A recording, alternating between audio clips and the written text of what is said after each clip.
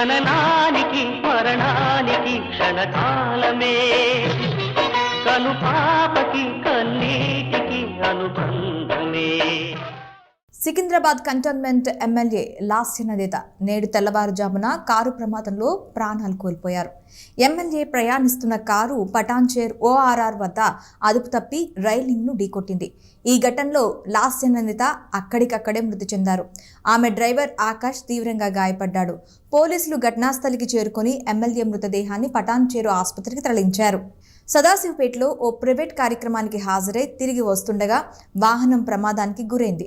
Driver నిద్రమత్తు, వాహన అతివేగం ప్రమాదానికి కారణాలై ఉంటాయని పోలీసులు నిర్ధారణకు వచ్చారు. ముందు వెళ్తున్న వాహనాన్ని తప్పించే క్రమంలో సడన్ బ్రేక్ వేయడంతో కారు అదుపు తప్పి రైలింగ్ను బలంగా ఢీకొట్టడంతోనే ప్రమాదం జరిగిందని భావిస్తున్నారు.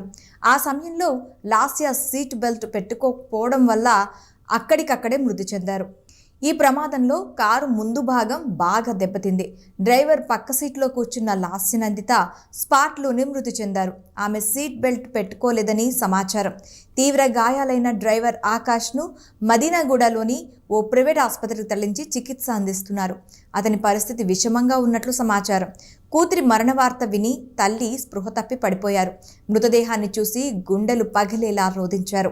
సోదరి నివేదిత రోదన పలువురిని కంటతడి పెట్టించింది. బీఆర్ఎస్ సీనియర్ నేత హరీష్ రావు ఆసుపత్రికి వెళ్లి లాస్య కుటుంబ సభ్యులని ఓదార్చారు. గాంధీ ఆసుపత్రిలో లాస్య మృతదేహానికి పోస్ట్ మార్టం నిర్వహించనున్నారు. అనంతరం కుటుంబ సభ్యులకు మృతదేహం అందజేస్తారు. ఎమ్మెల్యేగా ఎన్నికయ్యాక లాస్యనందిత నెల రోజుల వ్యవధిలోనే 2 ప్రమాదాలు వెంటాడాయి. ఈ నెల 13న కూడా ఆమె కారు ప్రమాదానికి గురైంది. నల్గొండలో కేసీఆర్ నిర్వహించిన బహిరంగ సభకు హాజరైన లాస్యనందిత హైదరాబాద్ తిరిగి వస్తుండగా నర్కెట్పల్లి వద్ద రోడ్డు ప్రమాదానికి గురైంది. ఆమె ప్రయాణిస్తున్న కారు రోడ్డు పక్కన దూసుకెళ్లడంతో ఓ హోంగార్డ్ మృతి చెందాడు. ఈ ప్రమాదంలో లాస్యనందిత స్వల్ప గాయాలతో బయటపడింది. ఈ యాక్సిడెంట్ జరిగి 10 రోజులు గడవక ముందే మరో రోడ్డు ప్రమాదంలో ఆమె మృతి చెందడం విషాదకరం. అంతకుముందు కిందటి ఏడాది డిసెంబర్లో ఓ కార్యక్రమానికి వెళ్లిన ఆమె 3 గంటల పాటు లిఫ్ట్లో ఇరుక్కుపోయారు. సిబ్బంది అతి కష్టం మీద లిఫ్ట్ను బద్దలు కొట్టి ఆమెతో పాటు ఉన్న వాళ్ళను బయటకు తీశారు. ఇక ఆమె కుటుంబ నేపథ్యం గురించి చెప్పాలంటే మాజీ ఎమ్మెల్యే సాయన్న గీతలకు లాస్యనందిత జన్మించారు. ఆమెకు 2 సోదరీమణులు నమ్రత, నివేదిత.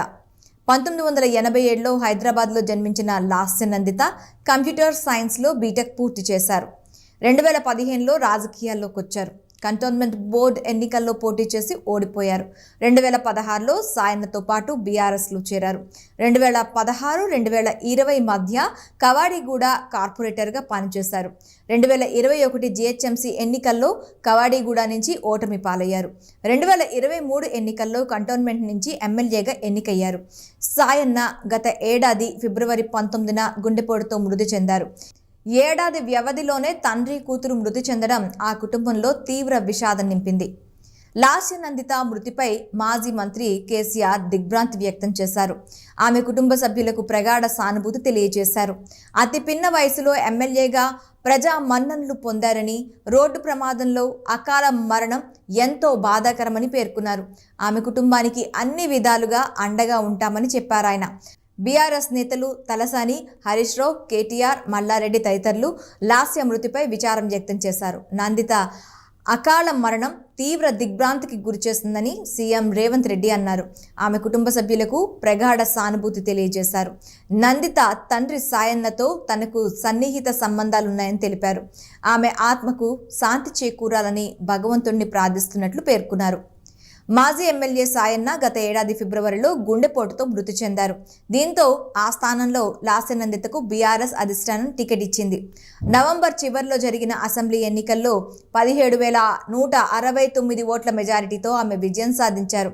రాజకీయంగా ఎంతో భవిష్యత్తు ఉందని భావిస్తున్న తరుణంలో అది చిన్న వయసులో లాస్య ఇలా దుర్మరణం చెందడం పట్ల పలువురు నేతలు తీవ్ర విచారం వ్యక్తం చేస్తున్నారు. ప్రజాప్రతినిధుల హోదాలోనే ఈ తండ్రి కూతుళ్ళిద్దరూ మృతి చెందడంతో పలువురు దిగ్భ్రాంతి వ్యక్తం చేస్తున్నారు. జననానికి మరణానికి క్షణకాలమే కనుపాపకి కన్నీటికి అనుబంధమే.